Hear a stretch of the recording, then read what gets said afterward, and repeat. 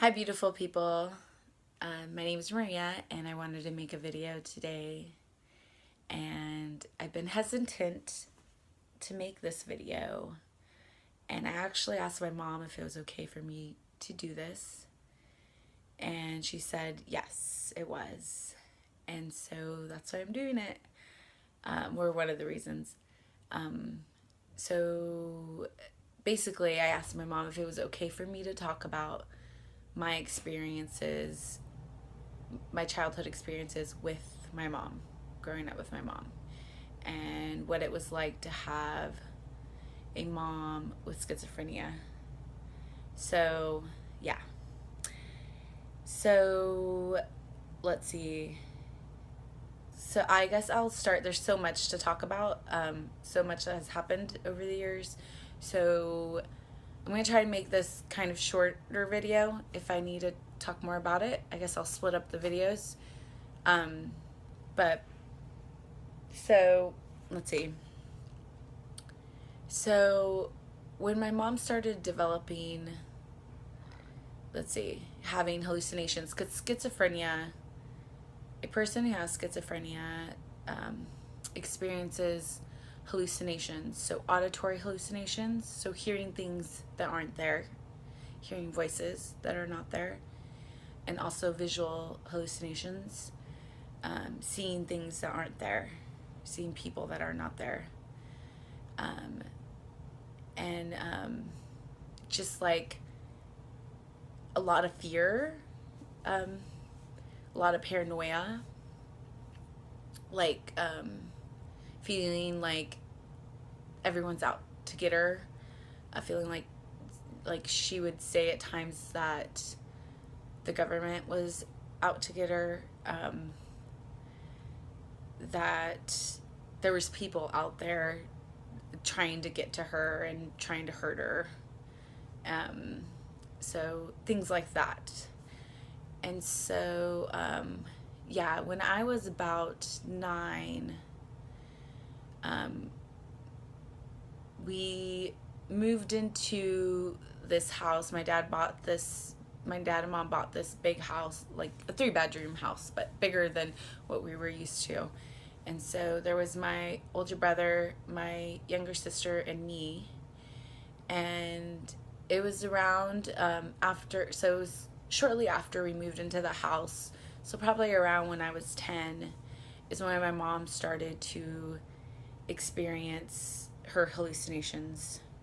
So she started seeing things, hearing things, and I remember distinctly, it started with, she would hear whistling.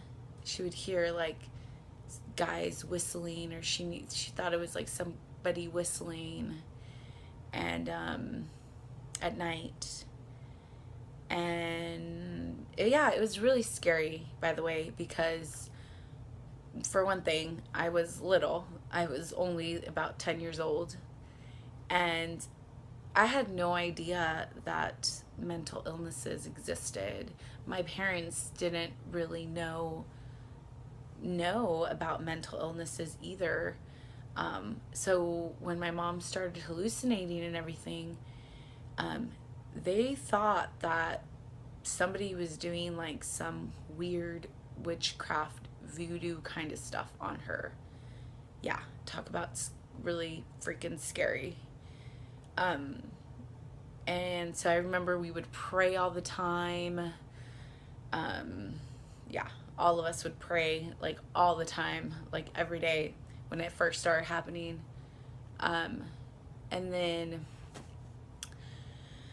yeah, there was times when mom would call the cops because she said she saw men in the trees that were like spying on her and out to get her, and that were in the trees like close to our house. And I remember the cops coming over, and checking it out, and there was no one there. What else?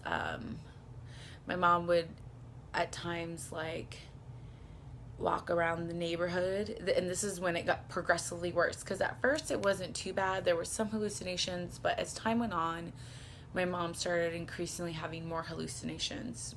Like when it was really bad is when like my mom would walk around the neighborhood warning the neighbors that there's something bad in their mailboxes. I don't remember exactly what she would say, but she would say, like, beware of the mailbox, that people are out to get you, and there's something in the mailbox. What else? And years ago, I mean, this is a hard topic for me to talk about. Like, it is still tough for me to talk about. But even a few years back, I probably wouldn't be able to talk about this without, like, crying. Talk about this with openly, like I am right now in this video. So if I do end up crying, which is okay, yeah, I just letting you know, might end up crying. But anyway, so my, what else?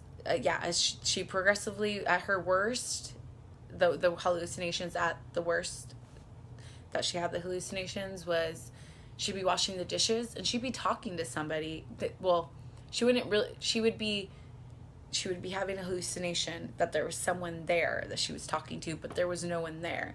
So I just remember me and my sister and my brother, like, being really confused, and like we'd like try to talk to my mom, and a lot of times she'd just completely ignore us because she was having this full-on conversation with somebody that wasn't even there.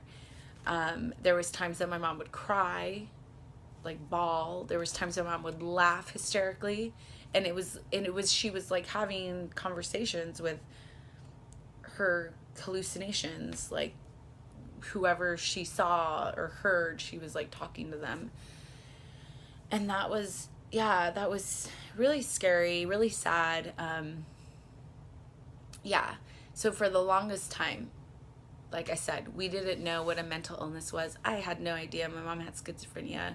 We had no idea. It wasn't till like a couple years of this, like, yeah, probably at least a couple years of this, that finally, like, my mom, she ended up getting put in jail because she stole the neighborhood's wheelbarrow, and the neighbor just like called the police on her, and they put her in jail for a few days, and then they realized that my mom had a mental disorder and she did not belong in jail. And yeah, and so I think it's fucked up that she was in jail because she didn't belong there.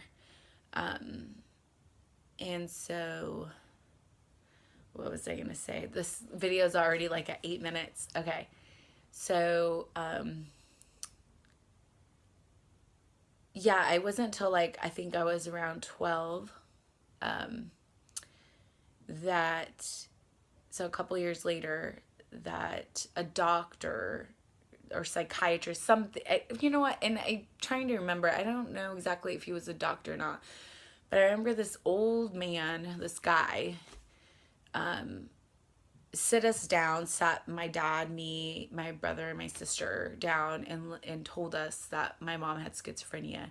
And I remember he was just really cold, and I just remember that word, schizophrenia. It was so foreign and so big and scary word, and he said she had schizophrenia, that it was a mental illness, mental disorder. And so, I mean, for one thing, I mean,